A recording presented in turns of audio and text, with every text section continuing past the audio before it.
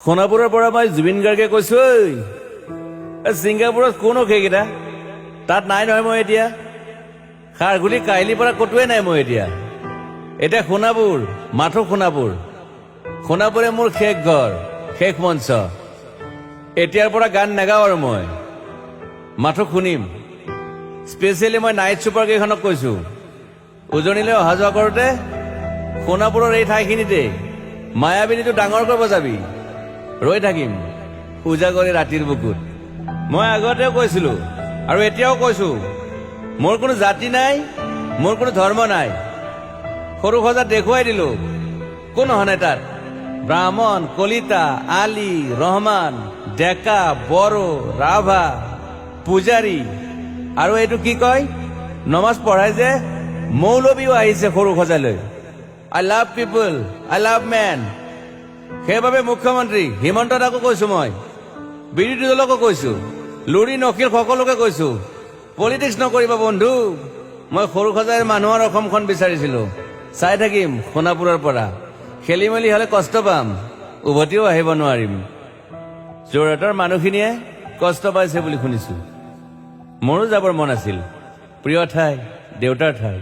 উপায় নাই, পলম হলে শৰীৰটো কষ্ট পায়।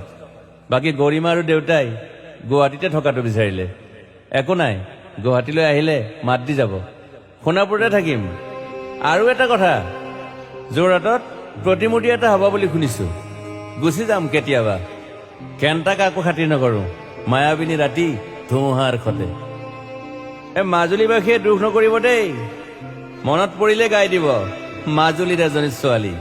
নিমাতী ঘাটলৈ যাব নোৱাৰিম আৰু। একো নাই, মোক প্ৰতিটো বসন্ততে পাব অসমবাসীয়ে। শৰতত গাইছো, বহাগত গাইছো, ৰ'দত গাইছো, বৰষুণত গাইছো। দুখৰ গান, সুখৰ গান, শিশু, মুক্তি, মায়া, অনামিকা। মাথো নতুন গান গাব নোৱাৰিম। বন্ধ হৈ থাকিল চেলা সকলো। এতিয়াৰ পৰা আৰু শুনিম শেষ মঞ্চখনৰ পৰা। সোণাপুৰেৰে পাৰ হৈ গলে গাই যাব কেতিয়াবা ধুমুহাৰ খতে। মাজতে সাঁথৰ এটা কওঁ, ছিংগাপুৰত মহন্তদাই কোৱা মতে নৰ্থ ইষ্ট ফেষ্টিভেল আছিল। মই আগতেও কৈছো, সাগৰ মোৰ প্ৰিয়। সিদ্ধাৰ্থ, শেখৰ, মই একেলগে সাগৰ গলো। পিছত গম পালো খেন্থা মই মৰি থাকিলো বোলে। বাকী নাজানো ক'ত কি হল। শেখৰো নাই, সিদ্ধাৰ্থো নাই। অকলে অকলে কফিন এটাত দিল্লী হৈ সৰু সজাই পালো। বাট আই লাইক পিচ। মই শান্তি বিচাৰো। বৰ কম সময় পালো। মন আছিল কিবা এটা কৰিবলৈ। উশাহটোৱে বন্ধ হৈ থাকিল সাগৰত। বাকী মোৰ দুখৰ মানুহজনী চিনি পাই নাই আপোনালোকে? য়েছ, গৰিমাৰ কথাকে কৈছো। মই নাথাকিলেও তাইৰ আৰু দেউতাৰ খবৰ ল'ব আপোনালোকে। মই নাথাকিলেও বিহু হ'ব লাগিব অসমত। চিধা কথা।